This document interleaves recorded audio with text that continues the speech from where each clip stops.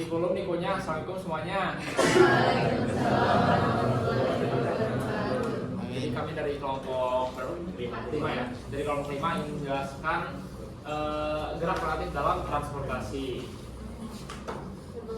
Ya, sebelum itu kita perkenalan dulu anggotanya ya. Di sini aja. Oh, dari. Saya Adil Harun. Oh, ini ya, ya sebentar aja. Asyik ini.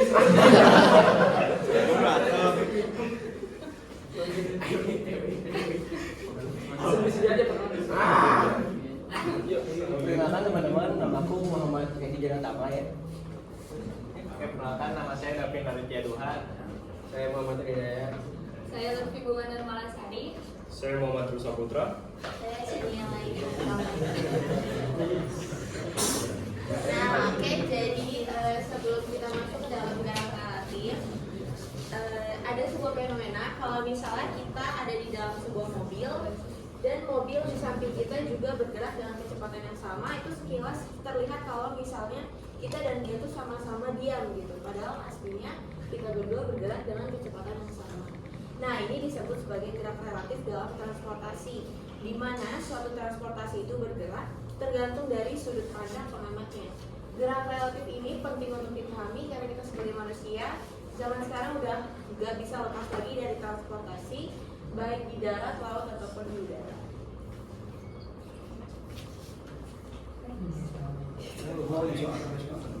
Izin nambahin ya, tadi benar yang dikatakan teman saya ini.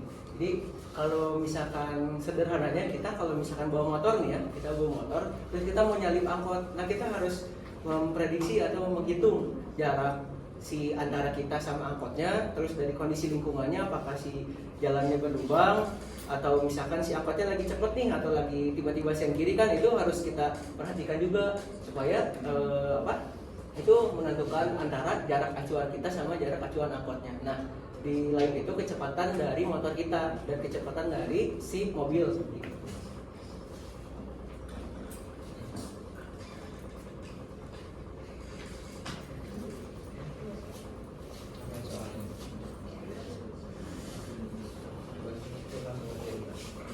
Yang pertama ada persamaan kinematik. Yang pertama kecepatan relatif VAB sama dengan VA min VB.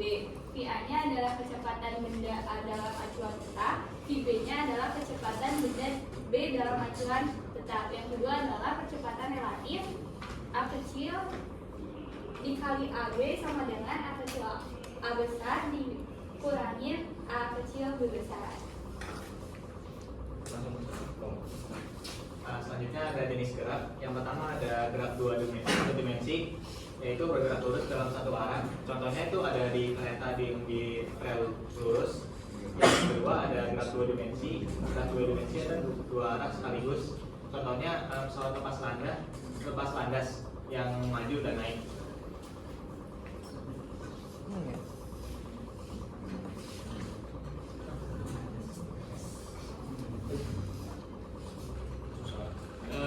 Yang ketiga adalah relativitas waktu dalam transportasi cepat. Dalam teori relativitas Einstein, benda yang bergerak sangat cepat mengalami dilatasi waktu. Yang dimaksud itu benda yang kecepatannya mendekati cahaya atau mendekati cahaya. Di mana T aksen sama dengan waktu pengamat bergerak dan T adalah waktu pengamat diam. V-nya adalah kecepatan kereta dan C-nya adalah kecepatan cahaya.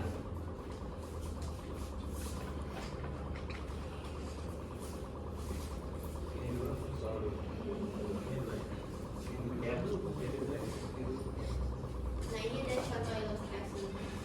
Relative motion of objects. Have you ever wondered as to why a train coming from the opposite direction appears to be faster than a train moving in the same direction? To answer the above question, we have to understand relative motion of objects. Consider a passenger sitting at the window seat of a train as an observer. Case 1. When the train in which the observer is sitting is moving with a velocity v1 of 30 kilometers per hour and another train is coming towards the first train with a velocity v2 of 60 kilometers per hour. In this case, from the frame of reference of the observer, it appears that train coming towards him is moving faster at a speed of 30 plus 60 is equals to 90 kilometers per hour. Whereas from the frame of reference of a person standing on the station, both the trains are moving with velocities of 30 kilometers per hour and 60 kilometers per hour. Hence, in the case of train moving in opposite direction, from the perspective of the observer sitting in one of the train, it appears that approaching train coming from the other direction is moving faster with net velocity being the sum of V1 and V2.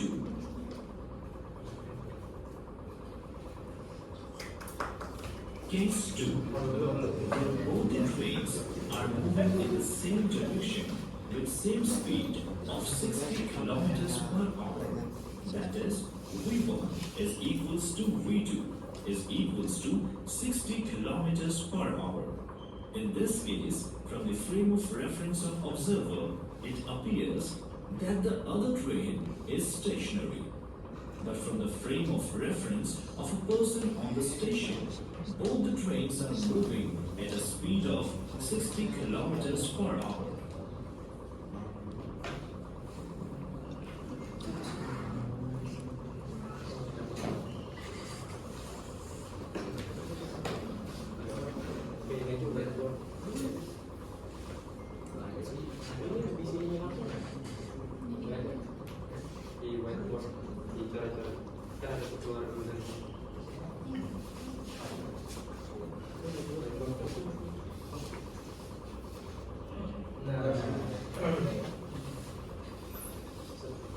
Oke, lanjut penjelasan buat ketika ada contoh kayak soal gitu.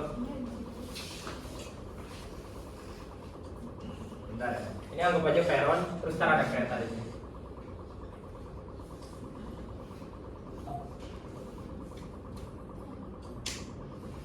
Nah, ini kereta satu, dia arahnya ke sana, perbedaannya ke sana, terus kecepatannya itu V1 nya itu anggap aja 60 km per jam.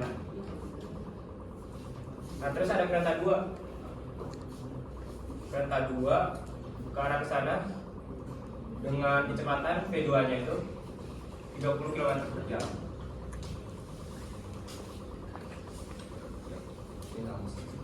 Nah, cara buat tahu V relativitas, misal dari sudut pandang si V1 dia mau melihat si V2 ini kecepatannya berapa, nah rumusnya jadinya V relativitas sama dengan V1 dikurangi V2. Nah, V1 nya itu kan sama dengan 60. Nah, karena yang kan dia pengen dari si V1 ini ngelihat dari V2 kan, lihat V2 tuh berapa gitu.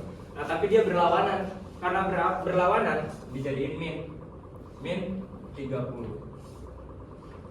Nah, hasilnya kecepatannya 90 km per jam. Seperti itu.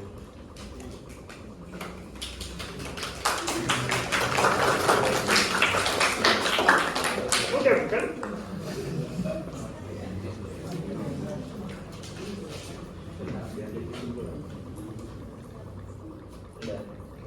Nggak ada. Oh, berbeda lagi. Mana tadi? OPS. Ops. Tapi bohong. Oh, bukan.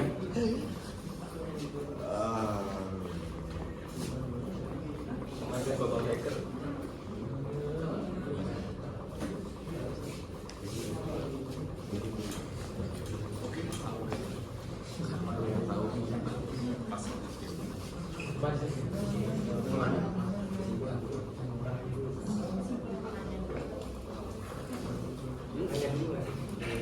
Tanya.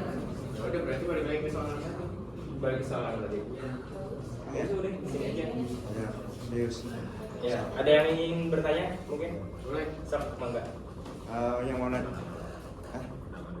Oh, nama dulu. Perkenalkan, nama saya Bayu Joy Hutomo dengan NIM 2411249 dari kelompok 4. Menanyakan terkait slide sebelum ini. Sebenarnya ada hal yang mungkin pengen saya tanyakan gitu. Tadi kalau nggak salah waktu menjelaskan relativitas waktu dalam transformasi cepat, ada yang mengatakan dalam teori relativitas Einstein, benda bergerak sangat cepat mengalami dilatasi waktu. Tapi di situ tuh gue dengar ada sesuatu hal yang menyangkut dengan cahaya. Nah, bisa diulangi lagi nggak?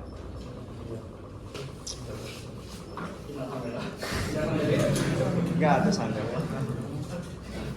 Jadi menyangkut teori relativitas Einstein itu sebenarnya nggak terlalu nyambung sama ini yang masuk. Emang ada? Oh ya berarti emang ada di sini.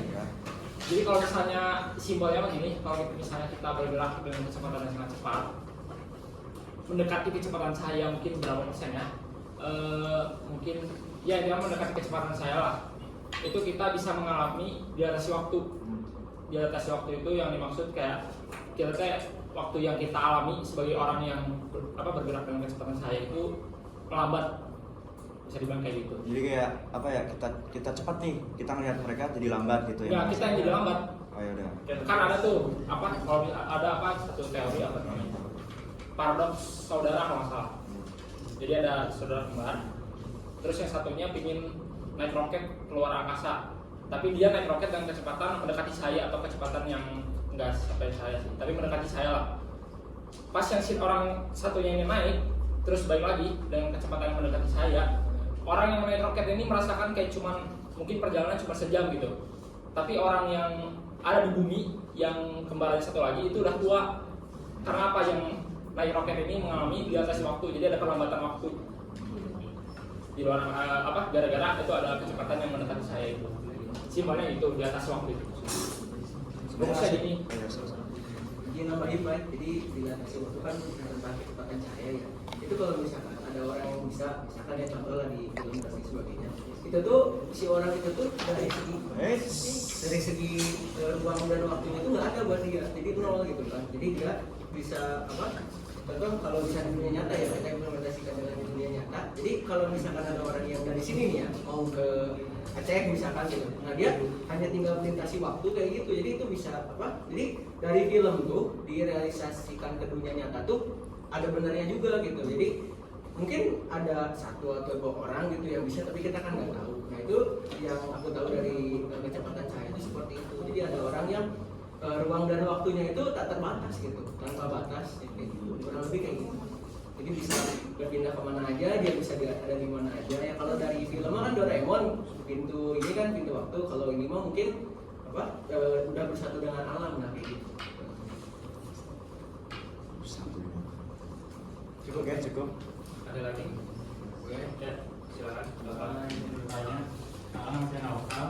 Mau nanya tadi kan katanya kan kalau yang mempunyai kecepatan cahaya itu kan memiliki waktu yang tak terbatas kan ya.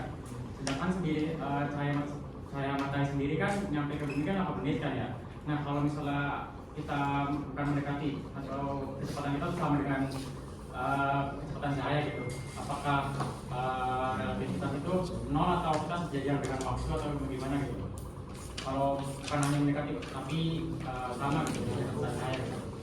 Cuman kan cahaya matahari sendiri kan untuk mencapai ke bumi kan 8 menit, jadi tetap ada waktu yang ditempuh dari cahaya matahari ke bumi itu kan 8 menit.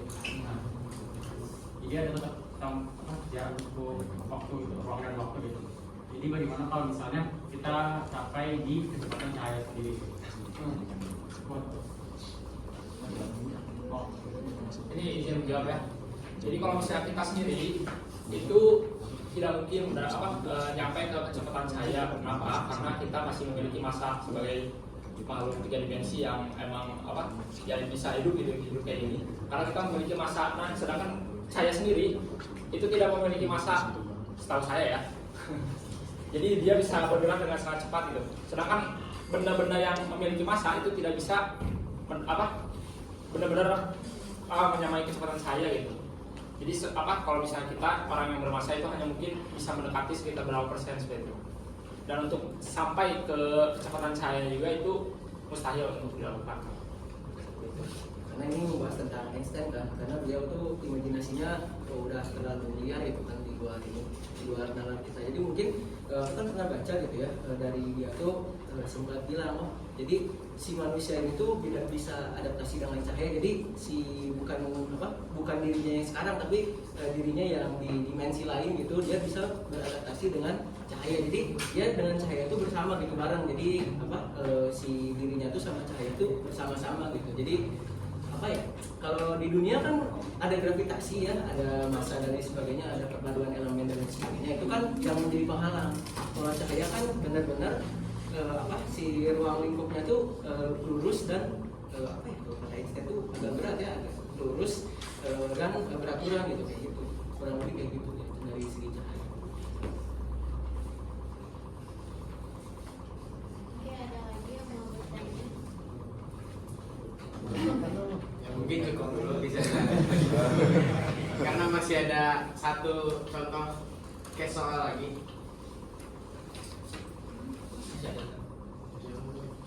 Yang Sarah ya. Oke, yang tadi ya. Oh masih ada. Ini apa? Oh, bukan. Oh, Sampingnya. oh sampai aja. Nah, oke, soal yang kedua, semisal kereta ini searah gitu. Ini anggap peronnya. Kita gambar lagi keretanya sama lah kecepatannya. V1 ke arah sana itu 60 km per jam.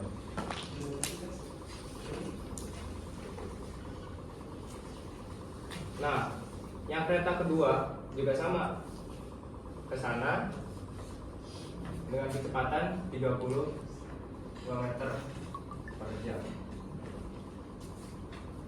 Nah, sebenarnya sama, pakai rumusnya ini, cuman bedanya kalau searah jadi mutlakin seperti itu. Nah, jadi T relativitas sama dengan V1 dikurangi V2 tapi dimutlakin. Nah, misal kita dari sudut pandang si V1, dia pengen lihat V2 ini kecepatannya berapa sih? Nah, V1 nya berarti 60 dikurangi 30 sama dengan 30 km per jam. Nah, kenapa harus pakai mutlak? Nah, kita coba semisal dari sudut pandang si V2 kan 30 km per jam, dia dikurangi sama 60 kan jadi negatif kan? Sementara kecepatan itu gak ada yang negatif, jadi selalu positif gitu. Jadi makanya dikasih mutlak seperti itu.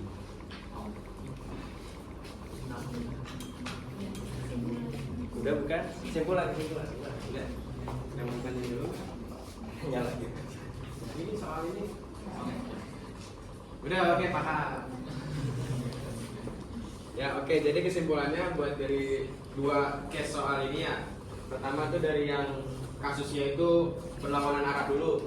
Jadi kalau berlawanan arah itu simpelnya kita ngitungnya itu si perhitungannya itu kita kurangin aja. Sementara kalau yang searah dia sama aja kita kurangin, tapi si hasilnya itu kita mutlakin. Soalnya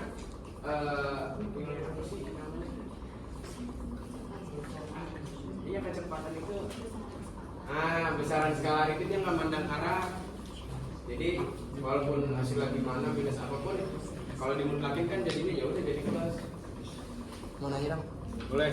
Nah itu kan kalau semisal satu arah, sebelum perkenalkan nama saya Burhan Abdul Rahman dari kelompok 4. Itu kan tadi kalau semisal satu rel gitu ya. Kalau misalkan geraknya begini, gimana? Segitiga, yang satu ke arah kanan, satu ke arah kiri, tapi sama aja. Karena yang dari dibilang besaran skala, dia nggak mandang arah mau dia ke barat, ke timur, asalkan dia searah, nggak berlawan arah, tetap hitungannya sama. Kalau bentuk lingkaran juga sama aja.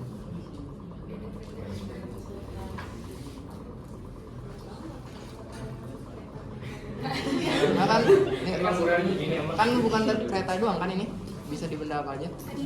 Yang kita menggunakan kereta. Tapi kalau di benda lain juga bisa pakai rumus ini kan? Yang bergerak satu dimensi yang jelas kalau kata yang satu arah. Cuma ini khusus satu dimensi doang. Iya. Ya nih kayaknya.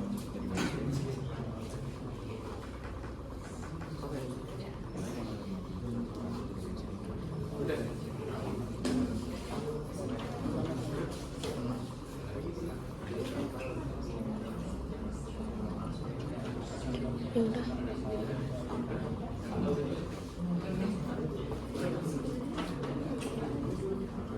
Ya udah begitu teman-teman. Ya pokoknya gerak relatif ini ya udah sering kita alamin lah di dunia sehari-hari. Contohnya kalau kalian nih naik motor gitu kan, mau nyalip itu tuh adalah perhitungannya. Kayak si Bayu nih mau ngebalap si Bob, itu kan diperkirain dulu kecepatannya berapa biar kita bisa ngebalap. Ya pokoknya gerak relatif kayak gini tuh sebenarnya tuh udah terjadi gitu, udah banyak yang inilah di kehidupan kita sehari-hari. Mungkin itu aja sih dari kelompok kita, dari kelompok kami yang kami sampaikan. Oke,